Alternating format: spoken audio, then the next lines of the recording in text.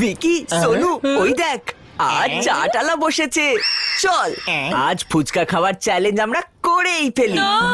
কি তোরা চাটকে কি করে না করতে পারিস?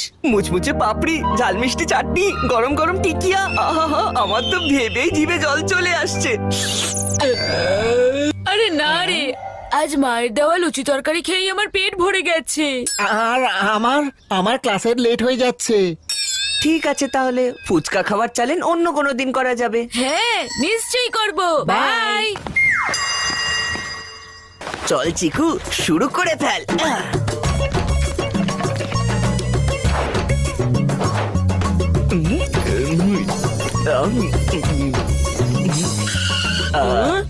ওহো, তুই তো একের পর এক সিঙ্গারা চাট খেয়েই চলেছিস।